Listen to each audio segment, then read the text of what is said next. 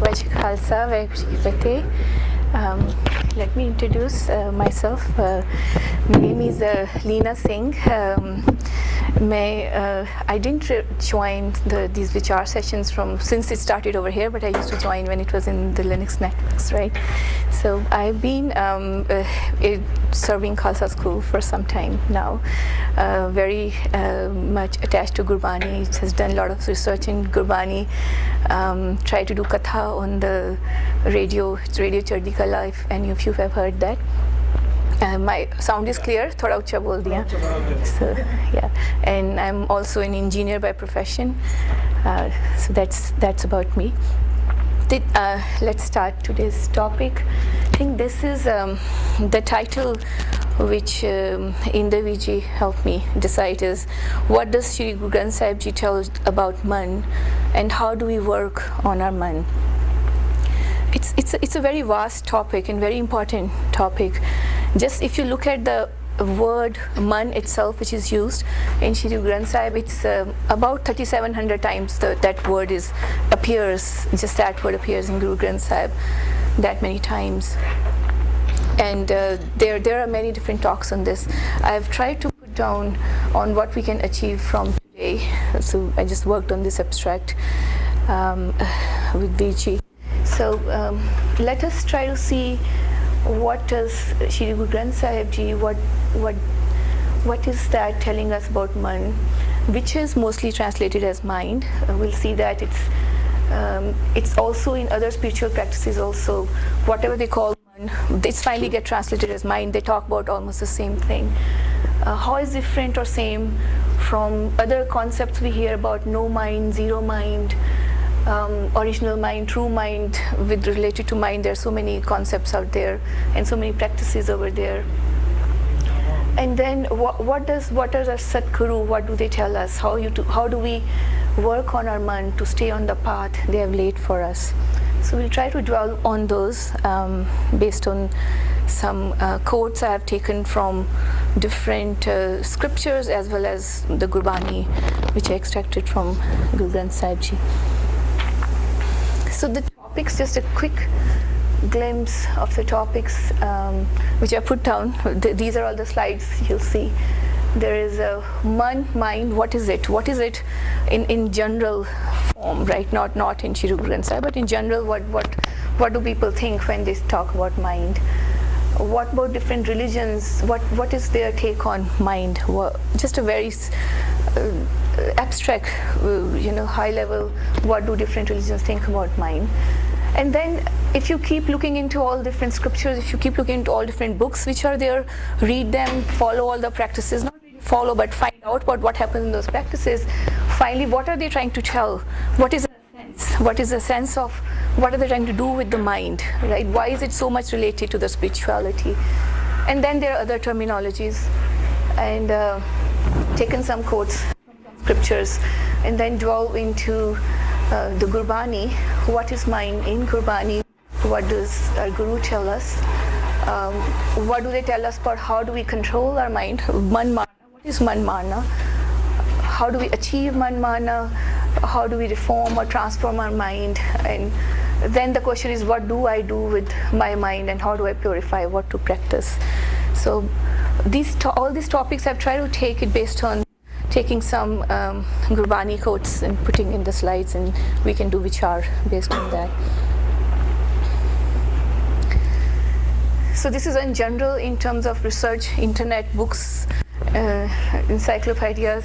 So closest translation of Mun is mind. I mean the Mun, in different forms, the way it's used in Guru Granth Sahib, you see Mun used with the Sihari, with the Onkar, with the Mukta, many different ways, 3 or 4 different ways it's used. So the closest translation of that is mind, of course. There is a history of what the meaning of mind in the old and ancestral Indo-European verbal. It's related to men, meaning it's surprising how all of these words are connected, in a way. They kind of pronounce the same, men, mind, man. So meaning to think, to remember. That was the original kind of when it was formed. That's how it is written in that Pai, that's the ancestral Indo-European language. It was originally called to think, to remember.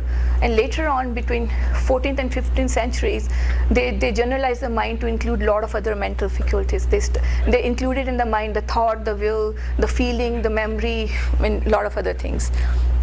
Right? There's a lot of study going on mind. It's understood in different ways. It's a subject in is a lot of different fields. If you study those, there's a huge subject on mind on those. It's a subject in philosophy, in psychology, neuroscience, parapsychology, animal intelligence, they study mind. They're all different religions, they study mind. Even nowadays in artificial intelligence, they're studying mind, right, to a great depth. And then there is understanding of whether it's something which is exclusive to humans. Is mind only for humans? Man sirf ek manukh waste hi hai, or is it for other beings out there also, janwar, animals? Is it related to that also? Then there's a lot of links of mind to the theories of birth and death, even a lot of research on life after death, birth related to mind. So it keeps happening. It's in all different religions, and even now all the studies, the philosophies out there. When you talk about mind being linked to even after death, does that mean mind has some overlap with soul, concept of soul? There is actually in the next, there is somewhat, this is described, it is somewhat said that way in Guru Granth Sahib, and I saw there's somewhere else it says it is related to the soul. I think in Taoism or somewhere they try to relate it to the soul.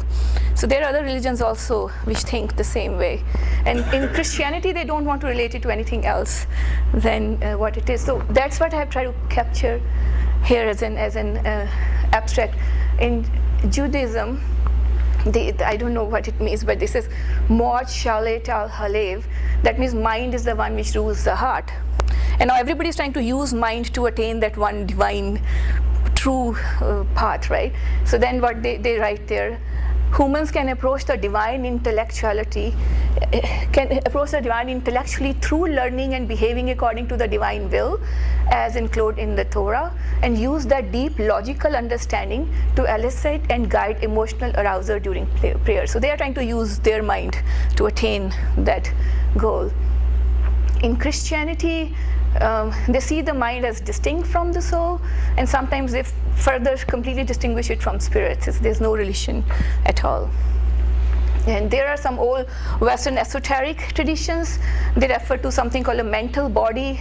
They call mind as a being. It's a mental body that exists on a plane other than the physical plane, but there is an existence. They call it a mental body, right? So Taoism says it sees the human being as contiguous with natural forces and the mind as not separate from the body. So mind and body for the human, that's the same. They are attached to each other. Confucius, right? They see the mind, like the body, as inherently perfectible. Buddhism, there is a lot of studies which are available out there are from Taoism, Buddhism, or Zen, kind of, right? They have so Buddhism, they say human beings consist of merely a body and a mind, and nothing extra, according to them. And then they go deeper and deeper layers. They talk about mind. Mind is. It's like a space-like and it's illusion-like. It's a space-like. That means it doesn't have nothing obstructing it, right? And it's an illusion-like. It's not a reality, but it is still there. It's a illusion-like. It's not completely non-existing, but it's an illusion-like. So from that also arises the other concepts like zero mind, no mind, and all. I'll just go over those terminologies. And then there are other newer religious movements, lots of Eastern, Western religious movements. One of them, famous one, is Sri Aurobindo. He united the Eastern and Western psychological traditions. He came up with the big philosophies he had about integral psychology. So this is a spiritual understanding of various planes and parts of being. they just call, there's a whole layers of mind, the subconscious, inner, outer spaces, like whole theories they have developed, and they try to combine the Eastern and the Western traditions based on that. There's one mind somewhere in there. There's a lot of research papers out available if you want to look.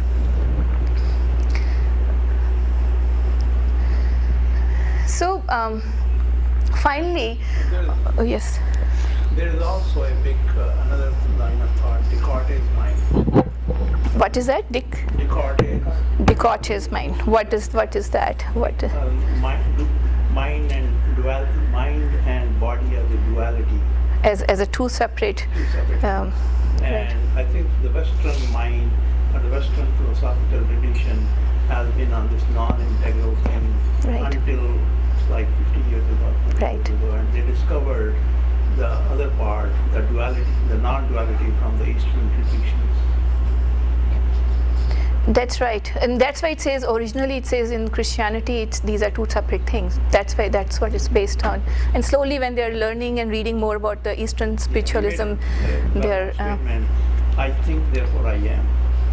Yeah, I mean, there's a lot of those practices going on, right? So yeah, so finally, if there's a big paper you read about all of these zero minds, no minds, at the end of it, sometime they use a lot of different words in different ways and all. I try to capture the essence of what I think is there. So I believe essence is same in all of them. Later on, I have a terminologies where they talk about zero mind on the whole paper. In the end, they say actually this means the true and the original and the overall mind. So it's like they start with the zero mind and they end with the divine oneness. It's the same thing. So a sense of mind. So it's kind of same in all of them, just worded differently. This all is. Not just Guru Granth Sahib Ji, I'm not relating. I know all of this is same in Guru Granth Sahib Ji and there's little more to it. But this so far is based on the other studies, right? So it says you give up your mind. So it's like mind, you have to give up your mind, right? And you have to merge with, that's how you will merge with a higher reality. You have to go beyond the mind. So these are kind of, that's the one goal you want to achieve. Wouldn't that be like giving up harmony? Yeah. Yeah, give up your mind, give up homing, give up your sorry? Preconceived notions, give up your Yes. preconceived notions. Yeah, very nicely put. Your thoughts, can you give up, can you subdue them, right? So There's another word, self-transcendence. yeah. So then, so in this state, you achieve, once you are in that state, once you can go beyond your mind, once you understand there is something beyond your mind, and you give up, in this state you achieve what you have to achieve, but now you are assisted by the power behind all creation, right? So prepare your mind for nothing other than divinity by being no mind, one mind. Finally, what are you trying to do? You are trying to be one with the divine. And because you are in that state, so you are now assisted, you are with everybody, you are with the one, right? That means now you are assisted by the power behind all the creation, you are with the creation. So the goal is to prepare yourself for nothing, finally to prepare yourself for nothing other than divinity. And they're all practices, they call it different studies, different searches, different ways, but that's what they're trying to achieve there. Then this particular state, you might achieve this state with awareness, or you might have it by grace, right? But so with awareness means you are having this guided practices or some rituals you follow, and I mean it's very simple for us in Sikhism, but in the other practices it can become really difficult and complex theories. So and there are people who achieve that state going through all of that, right? So it says in both these cases, even if you achieve the state with awareness, or you might achieve it by grace, in both these cases you achieve the same purpose, either guided unconsciously with grace or with awareness by following certain practices. Question. Yes. The or, either with awareness or by grace, while our thinking is only with grace.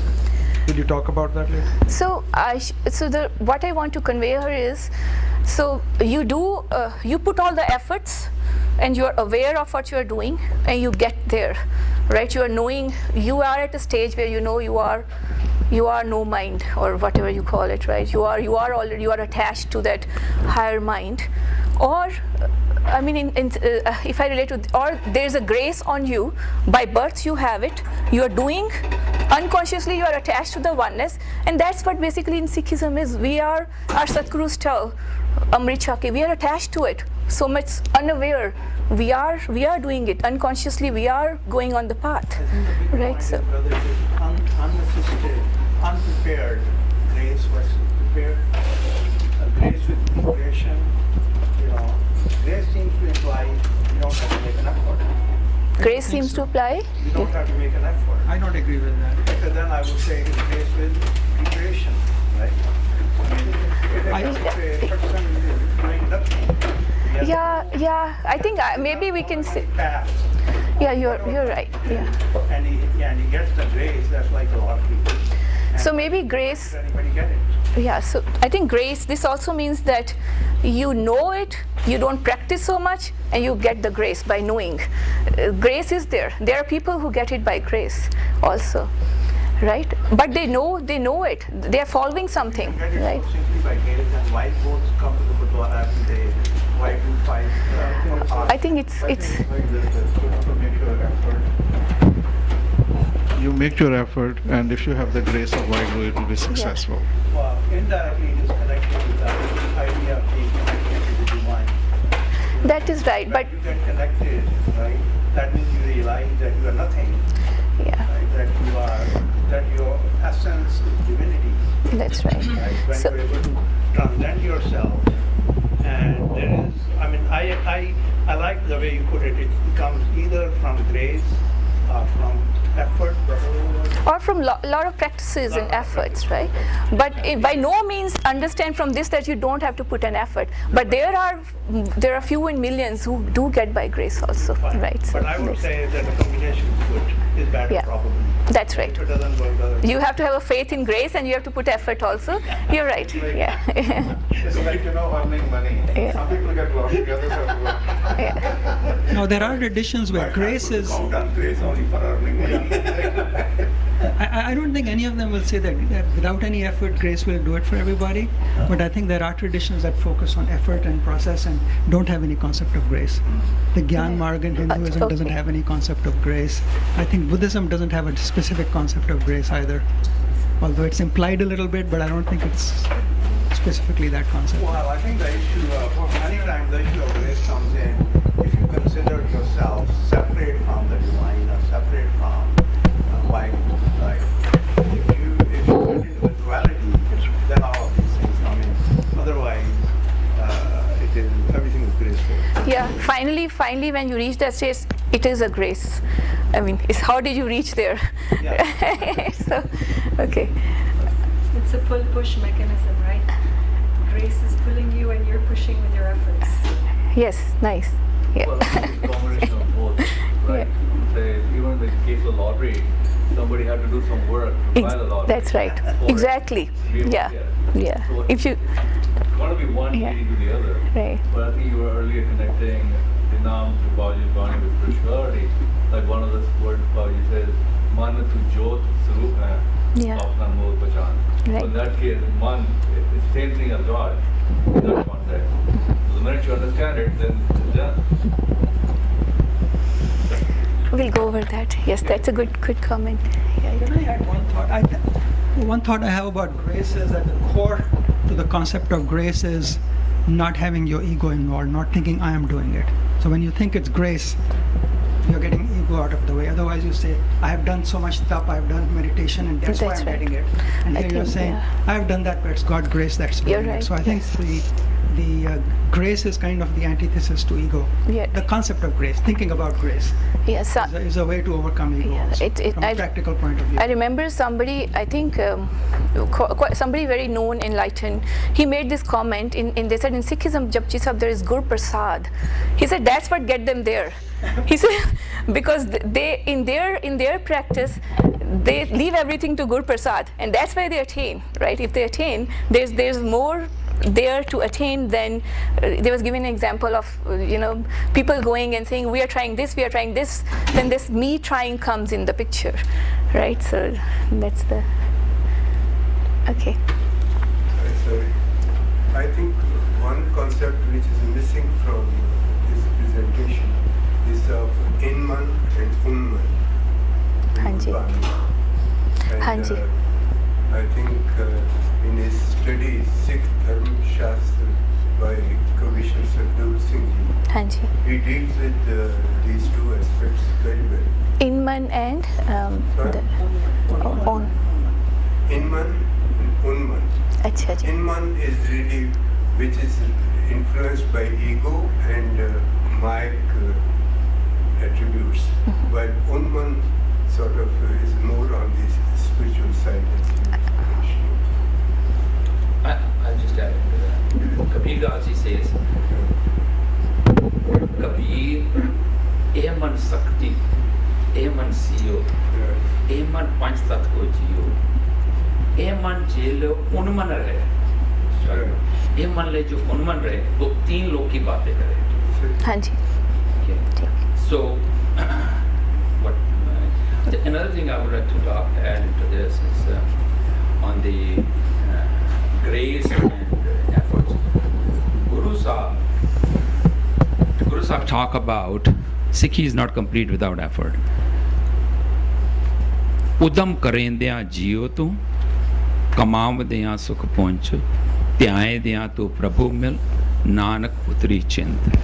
And there is one example in this one, very good from Guru Angad Dev Ji's life to understand the grace and effort. When Guru Angad Dev Ji was, उन्हें गुरपुरब गया गुरु अंगद देव जी गुरगद्दी दा ਜਦੋਂ ਉਹਨਾਂ ਨੂੰ ਗੁਰਗੱਦੀ ਮਿਲ ਗਈ ਸਿੱਧ ਜਿਨ੍ਹਾਂ ਦੇ ਨਾਲ ਗੁਰੂ ਨਾਨਕ ਦੇਵ ਜੀ ਗੋਸ਼ਟ ਹੋਈ ਸੀ ਸਿੱਧ ਗੋਸ਼ਟ and they could not, they wanted to recruit Guru Nanak Dev Ji into Siddh and they could not do that and they saw Guru Nanak ਕਿਸੇ ਦੇ ਹੋਰ ਅੱਗੇ ਨਹੀਂ ਝੁਕੇ ਬਾਬਰ ਦੇ ਅੱਗੇ ਨਹੀਂ ਝੁਕੇ ਸਿੱਧਾਂ ਦੇ ਅੱਗੇ ਨਹੀਂ ਝੁਕੇ ਤੇ ਇੱਕ ਗੁਰੂ ਅੰਗਦ ਦੇਵ ਜੀ ਨੂੰ ਉਹਨਾਂ ਨੇ ਮੱਥਾ ਟੇਕਿਆ so they wanted to find out what was special thing Guru Angad Dev Ji did कि गुरु नानक देव जी ने मत्था टेकता दुनिया च कोई नहीं उन्होंने किदे अगे नहीं उन्होंने मत्था टेकिया सो गुरु अंगद देव जी ने की कीता सो सिद्ध आए they asked a question what kind of effort did you do कि गुरु नानक देव जी ने तुहानू मत्था टेक दिता सो उन्होंने कहा कि let me just tell you a story and then you tell me what effort I did. And then just try to think about a situation. There's a kid in a crib, and he's sleeping. Mom is busy in doing the household things, and the kid woke up. Mom didn't hear him. He started crying. He stood up. Mom did not see. Tears are flowing, and then he tries to get down from the crib. He fell down from the crib, got very dirty. Clothes are dirty, nose is running, mom is nowhere nearby. He keeps crying, and then all of a sudden mom realizes. She comes in, picks up the kid, and bathes him, feed him, and put it on a clean bed, and he's smiling happily. And Guru Angad Dev Ji asked them, do you think the kid did do something or mom's grace that he is smiling happily? So obviously mom is the one who, he said, only thing that I did was I cried. And mom Guru Nanak decorated me and he put me on the stage and you are asking me what did I do? Only thing I did was I cried. So effort kita or now if we look at it what Guru Angad Dev Ji did, nobody could do it. मेरे वर्गा होवे कवे कि गुरु नानक देव जी ने क्या सी ए पेड़ ते चढ़ जाओ ते बच्चियां ने मना कर देता उन्होंने कहा कि हिलाओ ते मिठाई डिगेगी but he didn't counted any of those things He passed through all these exams, but nothing was there. So only thing they remember is the grace. And so ਜੇ ਅਸੀਂ effort ਕਰਾਂਗੇ, the grace is not going to come without effort. Right. All right. Another may not be very well known. I'm just thinking of it this way. Grace is something like doing something with ease and comfort. You develop a facility. Okay. I mean, eventually there is only one divinity. That I cannot say I did anything. I can't. If my hands don't work, I can try as much as I can. Or my legs don't. People with polio, they can't move their legs, right? They can try as much as they want. So we can only make limited effort, and we are. It's like we are a small set of a much bigger thing, which is the divinity, or which is Vaheguru. And we can make some effort, but we cannot act at the same line that the bigger system can work, that the divinity can work. So until we realize that the joke that I think somebody here, yeah, सब में जो है सोई जिससे चालन सब में चालन होए. Until we realize, and it's a different thing whether you realize it intellectually or you realize it with a certain kind of meditation or some kind of a non-intellectual, non-rational way. Hanji. So Vichaar, I have just a couple of more slides on this general thing, then I'm going into the Guru Granth Sahib Ji's Bani and what they are saying. So see, okay. Continue with the presentation. अच्छा बीजी ने कुछ कहना सीगा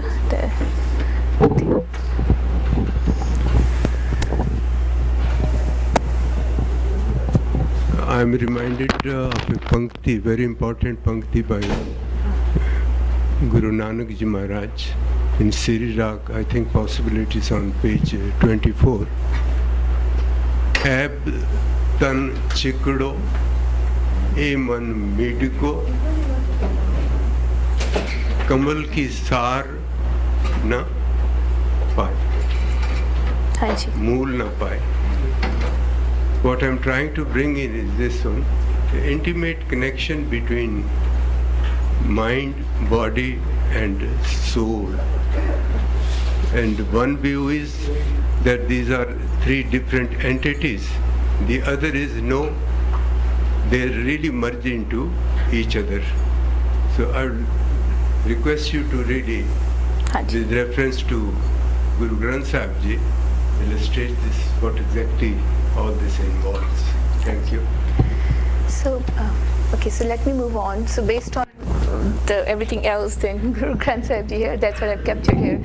So, so what is the, so there is a enlightened in the mind, ਜਿਵੇਂ ਹੁਣੇ ਤੁਸੀਂ ਕਿਹਾ, the mind who has realized ਜਿਹੜਾ ਕਮਲ ਵਾਂਗ ਖਿਲਿਆ ਹੋਇਆ ਹੈ, right? There's a mind which has a oneness and which is enlightened mind. And then what is other mind? What is a non-realized or unenlightened mind? What is that then? What is that? That's a mind or us living within the limited view because of the mind. This is our the limits. So living within the limited view because of mind, inhabiting little prisons in our mind, and totally trapped in mind, creating conflicts with creation, with reality, and with other minds. And other minds become your enemy. So this is all over, everywhere else it's written the same way. We keep having, with every word here we'll have an example from Guru Granth Sahib Ji, and everywhere else, everywhere else from long histories, the same things which are there. So what is then spiritual awakening? Spiritual awakening is realizing, of course, very simply put, very simple thing, but then there is more deeper dimension in you. You are not just a mind, right? It's just how liberating it is to know that there's more to you than knowing you and associating you as a mind entity. So you just think, when you think about who you are, you just give yourself a picture of the thoughts, your thoughts. This is how I was born. But there's a deeper dimension, right? And all what your thoughts are based on the mind and the minds around you. So right, that's where the deeper dimension is what everybody is trying to get you into. Okay, so there's one more on the terminologies. I'll quickly go through this. So there are different things about this, the practices, and there's this called original mind. they say original mind. What is original mind? They said prior to thought and prior to when there was no thoughts and there was no desires, there was not any conceptualization, there was something called original mind.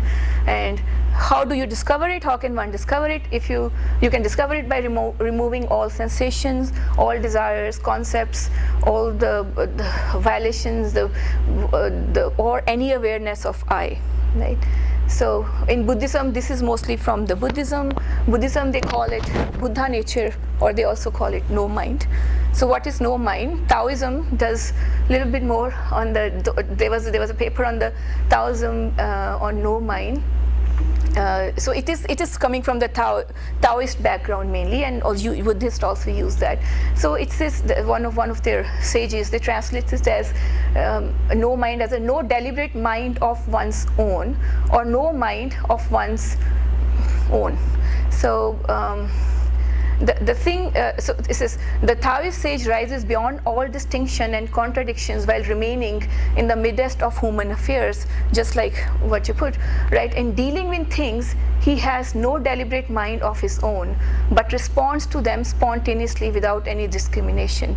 And towards the end, you keep reading this paper, and towards the end, their final analysis is that no mind is actually the original mind, and it's the true mind.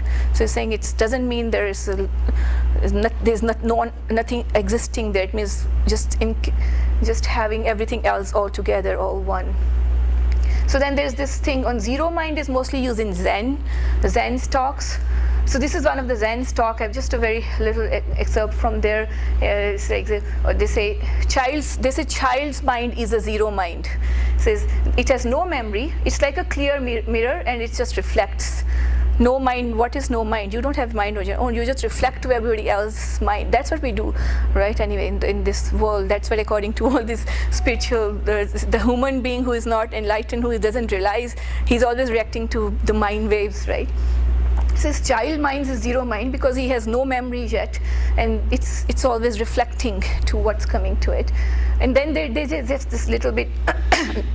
Just trying to give you a concept that you have to reach a state where you know you have a lot of thoughts coming in your mind. It says boring is important.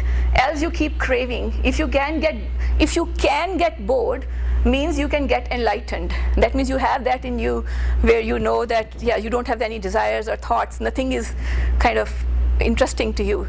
So it's like you get enlightened, you can get to zero mind, and then you can do anything. This is from one of the talks I was just putting. Boring closer to Vairagya? No, they were actually going to the. I think that's what they were. I think when you hear these Zen talks, it's very difficult to interpret. But that's what they're trying to get you to the thoughtless. Think of the thoughtless person. I mean, I don't. How different it is from the small. Being happy with everything around you, just being bored with everything. No, it's not there. That's not a smart state. What they're saying is, if you can get bored, that means you have in you that you can get to that stage, right? That means you are not always occupied. Things are not pulling your mind all the time. See, you are getting bored. That means there's a chance that nothing is pulling you towards itself, right? You have that in you. When you're talking about udasi. Udasi, yeah.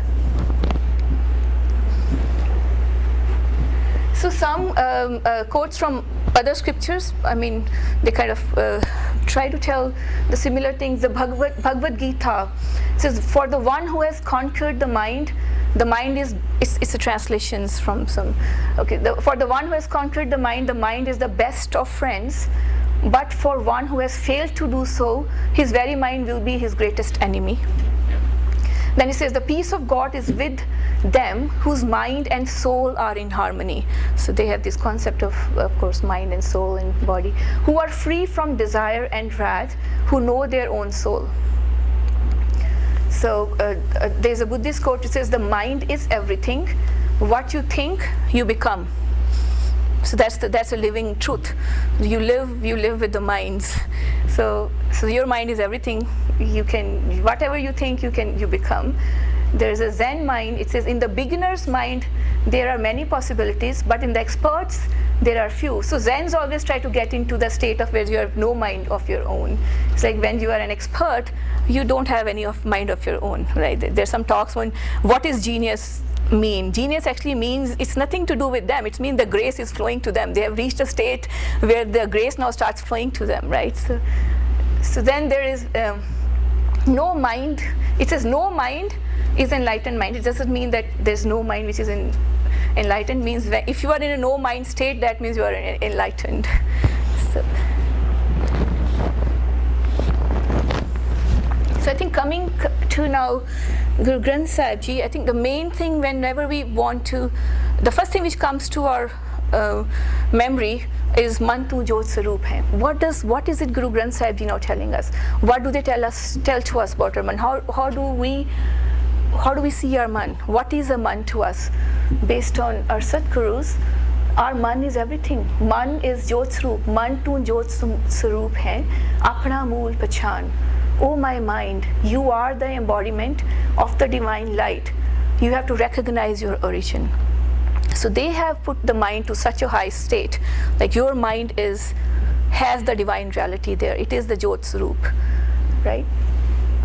Then they say, Man harji tere naal hai, gurmati rang man. Oh my mind, the God, the Vaheguru is always with you. Through the teachings, you should enjoy him, merge with him. मूल पछाने ता सौ जाने मरण जीवन की सोझी होई. If you understand your mool, if you acknowledge your origin, then you will know your Vaheguru, then you can understand your Vaheguru, and that means you can understand death and birth. So it's a very deep thing. I mean, if you get to that stage, they are saying so much. I mean, we read this every time, but there's so much to it. I mean, who has experienced that? Who has even know who has experienced that, right? Mool pachane ta so jane maran jivan ki soji hoi. That's really a big thing, right? Gur prasadi ek ho jane ta duja pao na hoi. So by Guru's grace, you know about the one, you know about there is a one mind, right? Then you shall not have any desires or any love for anything else. You duja pao na hoi, then you won't crave for anything else once you know about that one. Man shant aayi vaji vadai ta hua parvan. Says peace comes, then a peace will come to you, and the gladness resounds. Then you shall be accepted. You will be accepted to the God. Eo kahe Nanak man tu jot saroop hai apna mool pachan. So we read this, the lot of questions which come when people read this, or the teenagers, or okay, so my man is a jot. I have a divine light already. So why can't I see the divine? It's right there. Gurbani says man tu jot saroop hai, then why I can't see it? I mean, it's so real. Everybody has it, but nobody has seen it. Why is that? So why nobody has seen that Paramatma?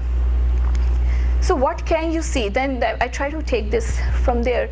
He says, yes, it's there. Hai hajur kat dur batavo. He says, yes, Vaheguru is present. The Paramatma is present right there at hand. Why do you say he's far away?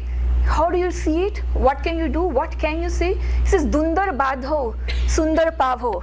He says, let go of your disturbing passions, let go of your mind, your thoughts, and then you will be able to see it. Then you can find that beautiful God.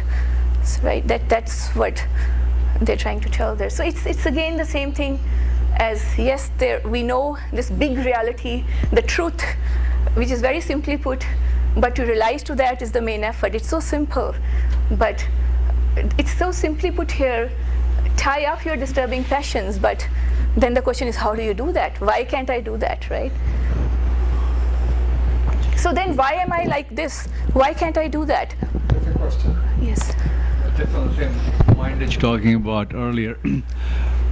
So in the early context, the mind is over here, but how the mind connected to the soul and to the creator? Because in one context he's saying mind is sensing of the creator, and in the other context he's saying it's kind of separate. And how do you relate the soul to mind? Am I missing something?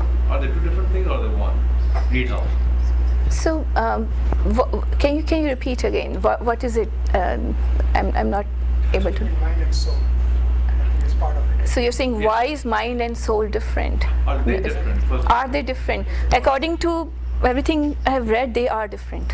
They are They two are. different. Mind is different, soul is different. They're Yes, different. they are different. Huh. Yes. Let me. I think the mind is an expression. But there is a relation between them. But they are different. For every human, there's a mind and a body and the soul, right? And there's a relation between them. They go together in different ways, and but they are two different things. And Vijit, Yeah, Bhagat Ravidas ji says, he says, Madho avidya hitkeen, Vivek deep maleen. This light, divine light, has become dirty. What has happened? Madho, O Almighty God, avidya hitkeen. Hit means I love. I'm in love with ignorance. And because of that, hat is the soul and man, they're one thing. But what happened on the soul itself, जिस तरह की there's a lamp, there's a dirt around that, and then what happens is the light doesn't come out of that. So now the light is not coming out. So Gurbani talks about only thing what we have supposed to do is remove that dirt.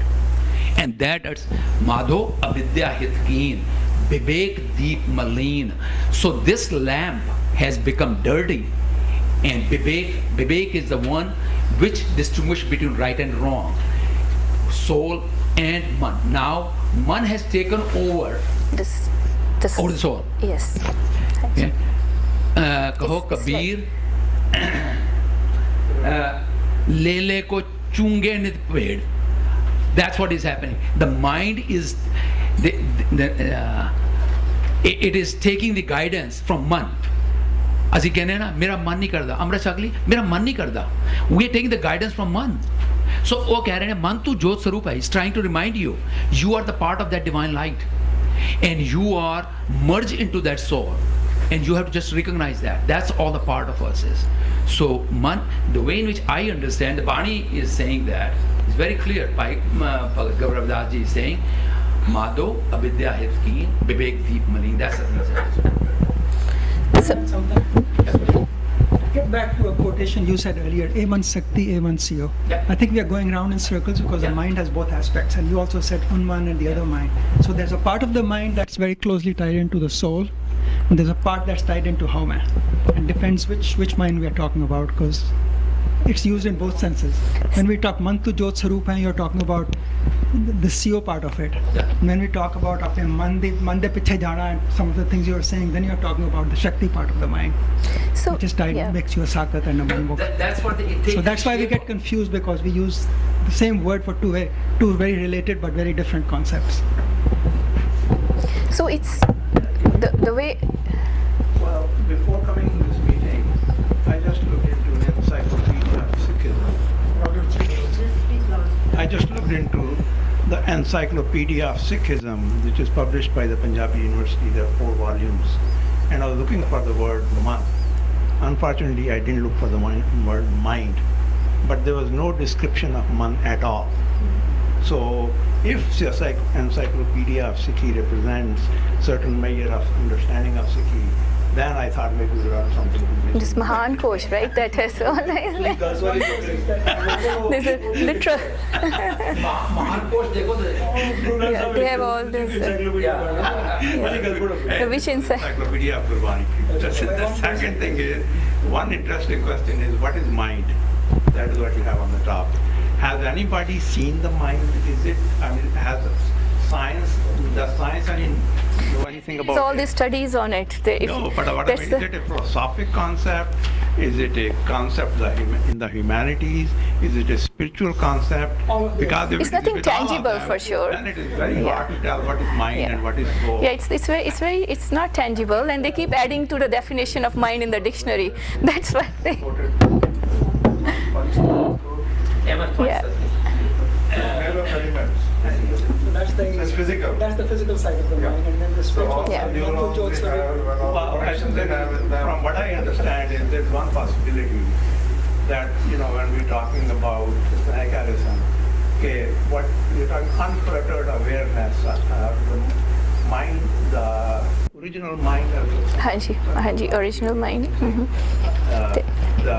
It is that if you can displace your thoughts or momentarily get rid of your thoughts, and all that you're left is certain kind of pure awareness.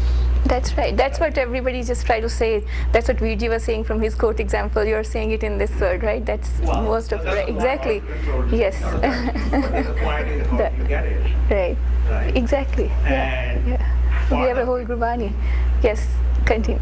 Part of it is that you can either go to the rational means, right, which is try to argue or think about it, and the other way is to soften your mind in a certain meditative way. Yeah. So Right, that's and we'll I get think there, it becomes Hanji. more accessible in that. So it's the all practices are because everybody is aware now. I think they have this from, if you look at 100 years back compared to now, there's so much knowledge for, they all know, we all know what we're talking about. The thing is now, what is Gurbani trying to tell us? How do we reach there is the main thing. You have to keep telling the mind, if we can get that, right? How we keep telling the mind, what's the right way? Right? So then there's general confusions, right? So then if we continue from our previous thoughts here, so we're saying, first of all, we have been told man is like a divine light, right? If you can make the right, if you can see the right mind, and of course, like Vijay said, you cannot see the right mind. There's another example is like if the water is clear, you can see to the bottom, right? And you can see your image very clear. If water is dirty, you cannot see bottom, you cannot see your image. That's what it is. We cannot see that jyot. And there's a whole process, and there's a grace. How do you clear that water to see that, right? So then it says of course it's kind of repeating the same thing. He says Dundar Bhado Dundar, then Sundar Pavo. That's the same thing, right? That's how you see it. Then why am I like this? Why is my mind like this, right? So it says, it's telling the mind why you are like this, because you are surrounded by that kind of minds. That's what you are doing to yourself. It says they just leave everything to you and your mind. It's like mind is different than the reality and the truth. Mind is all in our hand as a human, right? It says, "E man, jaisa seve taisa hove, tehe karam kamaye." O mind, as you serve, so do you become, and so are the deeds that you do. Or wherever your mind takes you, whatever goals you have made yourself, jisnu tu sevda hai, jis de naal tu rehna hai, you become like that, whatever your desires are. It says, aap beech, aape hi khavna, kehno kichu na jaye. It says, whatever you are doing here, it's all because of your mind wants it. Unaware, I mean, you are not even aware. Unconsciously, your mind is wanting so much. You don't even know. And all what is happening to you is because you have bijaya, hun bijaya, maybe most of it is hun bijaya or pishle karma nal bijaya, but aape beech, aape hi khavna, kehna kichu na jaye. Says nothing else can be said about it, right? So they're trying to tell here why you are like this, because your surrounding, it's the choice you have made. So then there's this concept which comes in Gurbani, man marna. Right, says like if you want to reach to that state, man nu marna. So what is man marna? Is it killing mind? Is it conquering mind? Is it reforming mind? What is it? There's a mystery. It becomes very, I mean, the more you look into it, somewhere it's very clear. And then this Shabad I took is kind of mystifies me, because it talks about 2-3 different things, contradict, and I try to interpret it one way. You can help me. Let me tell you how I interpret it. So it says, मन का स्वभाव मन है व्यापी, मन है मार कवन सिद्ध थापी. So about mane, I think he is trying to say that your inherent nature, it keeps your mind occupied all the time. It's your subhav which is keeping your mind occupied all the time. He says then man hai maar kavan siddh thapi. Also he is saying, by killing mind, who has become siddha? One with supreme spiritual powers. Kavan so mun, jo man mare. Who is the Muni sage who has killed his mind? Man ko maar, kaho kis tare. Even if you have killed your mind, what worth is it?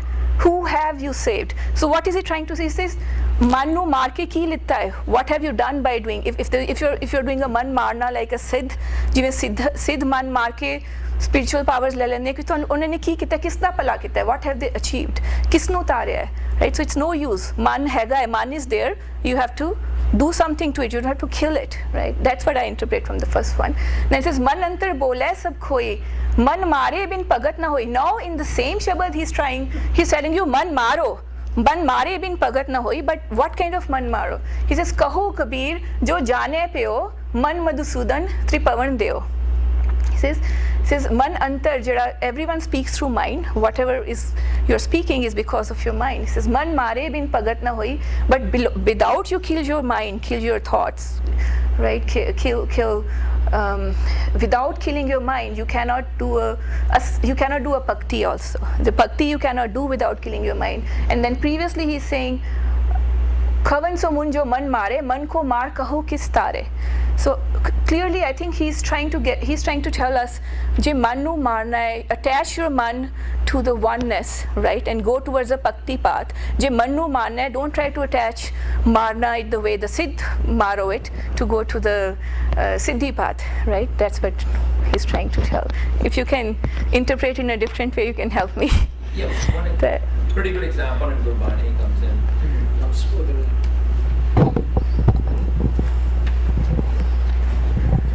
You can look at a snake, the poisonous snake. Poisonous snake, it's very dangerous, it's going to kill anybody. But a snake charmer has a technique. He gets in and takes off the teeth through which he passes the poison. So he takes off those things, and now that snake has become his pet. He can earn his living through it. So the shape and the form of the snake is alive, but his essence is gone of the poison.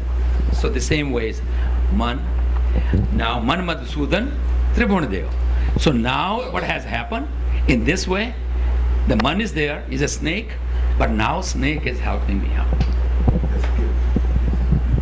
I have two comments to make, really. One is we must remember that our gurus always adopted multi-logical perspective. So when you said, for example, mind, mantu jo srup hai, what I'm trying to submit is that the mind has been represented in Gurbani in so many different ways. Yes, they have man as ignorant fool, man as like what, Hanji. Right. So therefore, for complete understanding of what Gurbani says, we have to sort of cover all those aspects and then of course come to a conclusion. The other is that our gurus always adopted what is called by anthropologists, cultural anthropologists, is a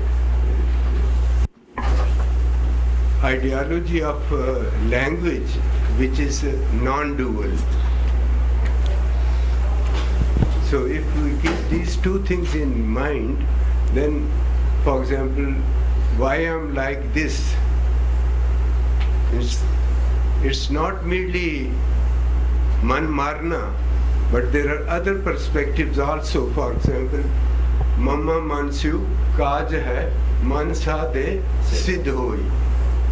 If you really want to achieve perfection, then Manu Sadhana. Hanji. So that has to be clear. It's not exactly man marna. It's something different, really. It's sadhana, right. conquer karna, subdue karna. It's not man marna. That's Thank what. you so Yes, Hanji. Just a quick comment. Maybe it's very simplistic. मैंने तो लग रहा है question and answer है. Hanji. है जी question है जी कि वो की मतलब मन को मार कहो किस तार है and then फिर आंसर आ गया ना उस तो बाद. हाँ जी, फिर आंसर आ गया कि भक्ति वास्ते मारो, then you get the Madhusudan Tripavan Deo. Question दूसरी गल लग रही कि मतलब we are so focused on end results कि मैं कर रहा दा फायदा की है. Well, clearly it's pointing out it's the process. You do it for the process. And फिर नज़र दी गल है ना उस तो बाद. करी चलो. ਤੁਹਾਨੂੰ ਰਿੱਧੀਆਂ ਸਿੱਧੀਆਂ ਸਮਝ ਆ ਗਈਆਂ, ਤੁਸੀਂ ਬੜੇ ਸਿੱਧ ਬਣ ਗਏ ਹੋ, ਲੇਕਿਨ ਪਹੁੰਚੇ ਤੇ ਹਲੇ ਵੀ ਨਹੀਂ ਕਿਉਂਕਿ ਨਜ਼ਰ ਨਹੀਂ ਹੋਈ. ਹਾਂਜੀ. So it's the process versus the end result ਕਰਕੇ ਲੱਗ ਰਿਹਾ. I'm not sure man marna is the best thing because you need your man पुस्तक मन में कर्म रंकार. Yeah. Hanji. You Man. need your mind to do the ustat also. Yeah. I think. So you do the ustat. There's no bhakti.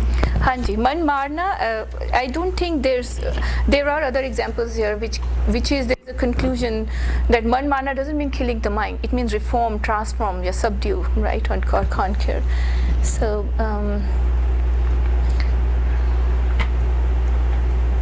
So then there's more on what man marna, ki marna hai man which, right? So this is talking about so mun. So this is little bit more direct, I mean straightforward than the previous one.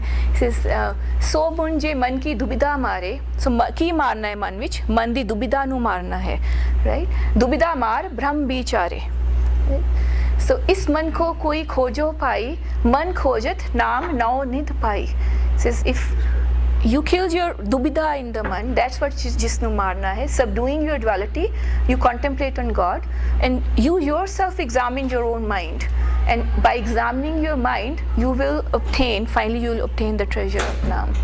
Then there's another one which is kind of gives us the same answer on like win man mare koi na sijhai vekho ko livlaye pek tari tirat pav thake na yo man marya jaye gurmukh eo man jeevat mare sach rahe livlaye nanak is man ki mal eo utre home shabad julaye. So it says without conquering your mind, subduing your mind, you cannot be successful. Koi na sijhai, you cannot be successful. So see this and concentrate on it. The wandering holy men, they are tired of making pilgrimages to sacred shrines. They have not been able to conquer their minds. That's not the way to conquer mind. So Gurmukh, but the Gurmukh has conquered his mind. He is attached to Satguru. He remains lovingly absorbed in the true God. O Nanak, this is how the filth of mind is removed. So finally everywhere you then find out in the end they say how you conquer this mind is by Naam Japna.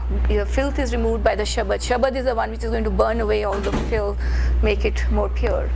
And then if you are at that's a very liberating state. What is that state? He says when man mare jivat mar jaan. So it's a very high state. If you are able to do your man marna, man mare, then you're going to jivat mar jaan. Then by living you know about the marna. Jivat Marjan, right? You know about what is the death, what does it mean to die. If you just can conquer your mind, if you can just go beyond that mind of yours. So somehow that relates it to the soul, right? Yeah, that's the thing. That's what your point was, I guess. Yeah. I think what you finished, then we'll continue. Right. Okay. So I'll just say a couple of, so then of course this is a very high state. How to achieve this state? Then there's about manhat, can I force it? Of course not. Manhat kine na paya, karu paap thake sab khoye, seh syanap kar rahe, man kore rang na hoye. So it's thousands of clever tricks, cool, kapat, falsehood, deception, they are not going to get you there. You cannot do any hut, any cleverness, any schemes, any logics to achieve that state. That's simply what it's trying to say, right? Then how to reform? Then first it starts with Riddhi sa moh hai naam na vase manai. It says don't get to the Riddhi Siddhis and the cleverness and all. That's nothing is going to, you will not get anything from there. Gur seva te man nirmal hove, agyan andhera jaye, naam ratan kar pargat hua, nanak sahaj samay. Says man nu je nirmal karna hai, pure karna hai, then you attach yourself to the Satguru. Or if you try to relate it to all the previous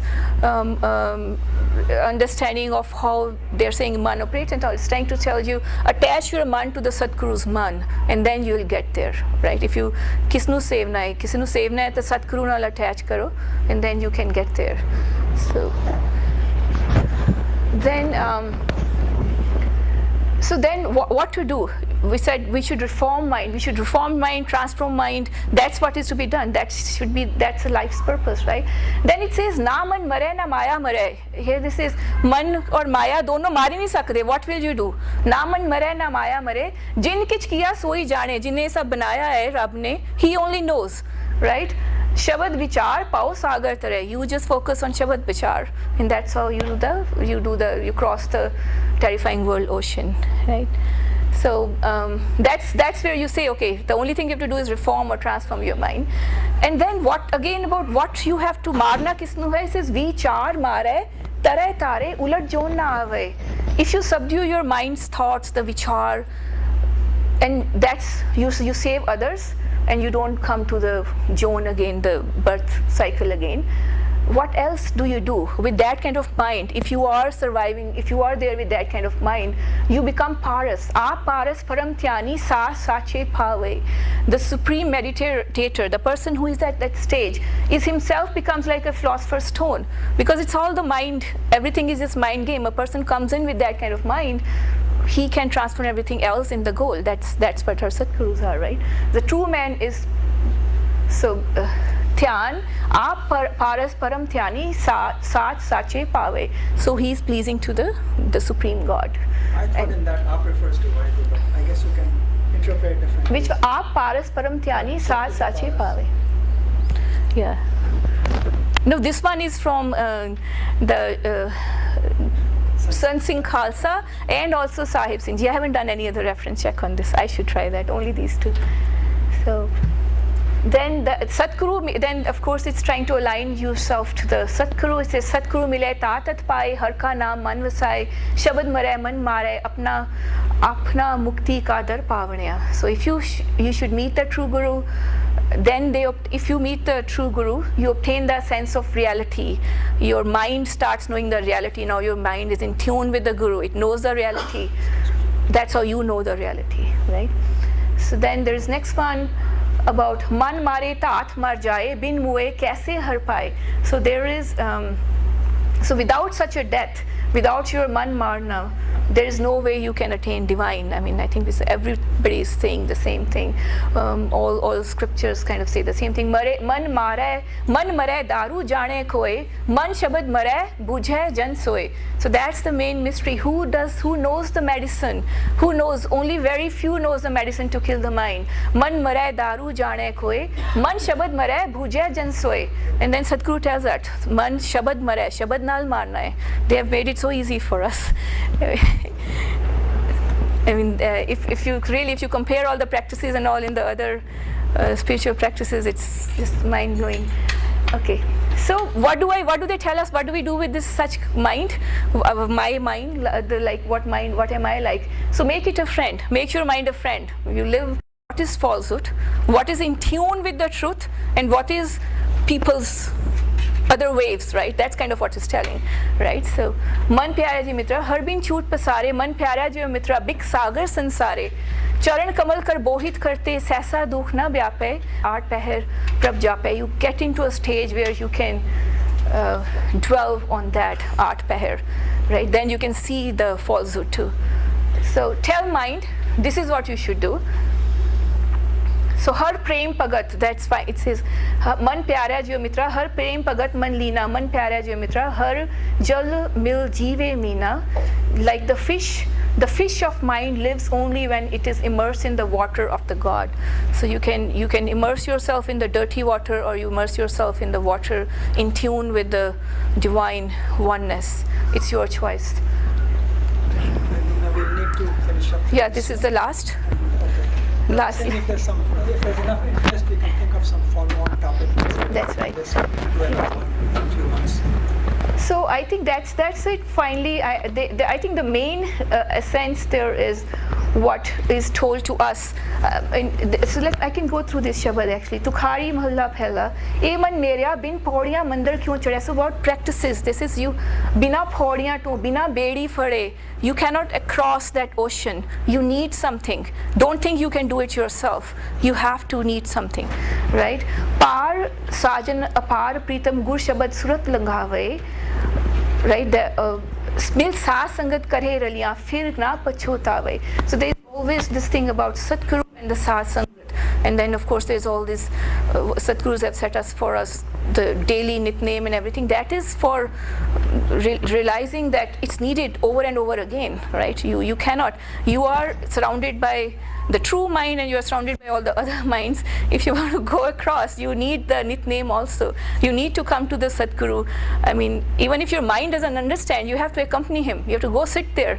Maybe you'll reach that. Maybe there'll be a glimpse of it. Maybe you'll reach there, right? So that's what, so basically just telling us with Sadguru support, with Naam support and Satsangat, without this you cannot achieve the state. But the thing is, if you compare the Sikhism way out of this, it's so easy.